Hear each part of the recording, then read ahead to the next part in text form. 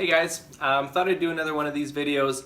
You guys seem to enjoy when I answer different questions and stuff. So I had another viewer email in a question, and he was asking, what does it take to become a helicopter pilot? So I thought I'd just run you guys through a few of the steps that it takes to become a helicopter pilot. And then yeah, hopefully it gives you guys a little bit of information for any of you that are looking into this as a career or just as a hobby or something like that as well. So first of all, talking about prerequisites. So what does it take to actually get enrolled? Transport Canada here in Canada says that you have to be either age of 19 or older or have graduated high school. It's an either or. So if you haven't graduated high school, you need to be 19. If you're really young and you have graduated high school, if you're 17 or 18, that's fine. You can start the course then as well. So that's kind of the main one. Other than that, it's pretty simple actually. So for us at BC Helicopters, basically the steps that we have listed on our website is you need to get a Class 1 aviation medical. So that's kind of step number one, and that's something that you can get at an approved doctor. You get that medical done, and that's valid for a year if you're under 40. So get the medical done. The second one is financing, and that's the one that people find to be the most difficult for obvious reasons. It's a lot of money in a short amount of time, and so most banks look at that and say, no, we're not going to lend on that. Or the government, for example, like if you're trying to get a student loan, very difficult to get a student loan because the way the government sets up their lending is it's based on the length of the course. So if you're going to like a 4-year university degree or something like that, the government will lend for a student loan based on that length of time, and so they might lend you 50 or 60,000 for that length of time. But because our course is only 4 months long, they kind of look at it and go, I don't really know what to do with that. Even though at the end of it, you're still getting a degree in the sense that you're a commercial helicopter pilot, you have a certificate for that, and you're ready to go out and work after that. So funding is definitely the challenging part. We've teamed up with CIBC to offer options for funding. So that's something that if you guys are looking at training in Canada, we can maybe help you out with options like that. So get a medical done, make sure that you have your funding organized. You don't have to have all your money ready to go up front to pay to the school, but you have to know that it's all available at least, so that you can, on day one when you start at the school, you can put a deposit down and you can you know that you're going to be able to pay for the whole schooling over the 4-month period. So so those are the kind of the big key things. Then once you've got that figured out, then it comes down to choosing a school that you want to go to. I would highly suggest you do lots of research on that. There's lots of schools depending on what part of the world you're in, which country you're in. If you're in Canada, there's lots of schools all the way across Canada. A few tips I would give you for choosing a school. I would choose based on a few criteria. One would be the location of the school. So make sure that the school is located in an area that has a diverse terrain. Mountains is obviously the ultimate. The higher the mountains, the more rugged the mountains, tall trees, those kind of things. Those are going to make flying a helicopter a lot more challenging, which is what you want. When you're doing your training, you want kind of the most dynamic, most challenging environment, and so that's going to be what you're going to be looking at for that. So choosing a location is really key. Choosing a company that is flying the right types of aircraft. So I'm not going to mention anything about that specifically, but you guys do some research on what type of helicopter you think would be ideal to train on, and once you've chosen that, go find a school that you think suits that as well, that has that type of helicopter.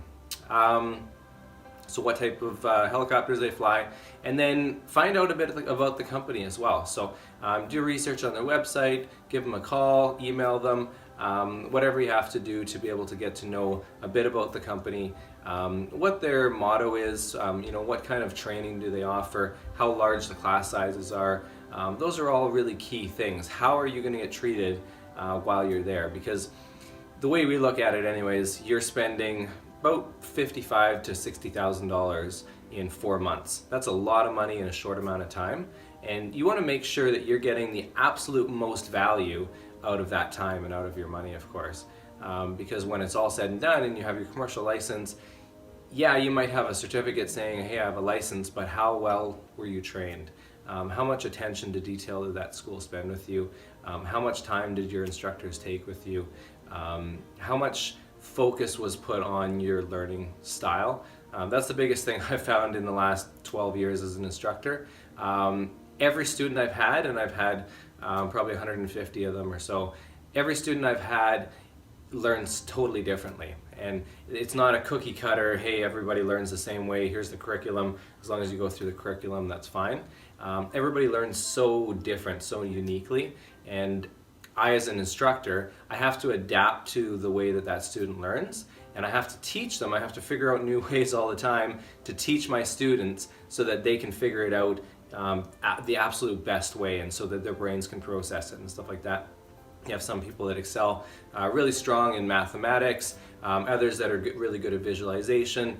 So it just depends on what the student excels at. That's great. You want to focus on the things that they excel at, but you also really want to focus on the things that they're weaker at, bring up those weaknesses. So finding a school, I would say, is critical that is going to actually take the time to focus on all those details so that at the end of the day, you become the absolute best pilot that you can be. So to review again, that's kind of the main criteria. Get your medical, get your funding, and pick a school. Once you've picked a school, then you need to narrow down what time, like which class that you want to actually join. So most schools, depending on the way they run their classes and so forth, if they're running 3 classes a year, 4-month classes like we do, they'll have 3 different start dates. So ours are September, January, and May, and so we have an intake every 4 months. And so you pick your time. There isn't really one time that's better than another. They all have their benefits, and some have their drawbacks a little bit as well. So you typically want to pick a time to train where you're going to have the most diversity in weather and everything. Like I say, they all have their own benefits. Training in the summertime is amazing because you get just the beautiful weather, the sunshine, but you get some rainy, you get some good weather as well, but you get to take the doors off, and it's a lot of fun. And you get to explore the mountains and stuff around here a little bit differently than you can in the wintertime. You can spend a little bit more time up there and have picnics up in the mountains and swim in the lakes and things like that. So that's really fun. Training from September to January or September to Christmas is always great. It's kind of the same training from January to May. You're getting basically the same kind of weather on both ends. So you start your course or you finish your course in nice weather, and then you kind of get a mix of everything in between. And so it's just a really good idea to train in a sort of a mixed weather environment. You want to be able to get as much experience as possible in terrain and weather and everything that you possibly can. So trying to think if there's anything else. If you guys do have questions, or if there's something that you feel that I've missed in this video, leave that in the comment section below, and I'd be happy to either answer the questions in the comments, or I could do another video potentially answering any other questions you guys have. And if you guys have suggestions on other types of videos that you would like to see, anything else, please let me know, and I'll definitely take that into consideration. I'd love to do another video like this for things that you guys specifically want to hear about. So let me know if you have any questions about this video. I really enjoy having you guys on my channel. Thank you for that. If you haven't already subscribed, click the subscribe button. You can subscribe to my channel. Feel free to share it with your friends. Anybody that you think would find benefit from this, feel free to share it with them. If you have somebody that you know that is asking questions or has questions about flight training, share this video with them. And yeah, hope you guys enjoyed, and we'll talk to you guys again next time.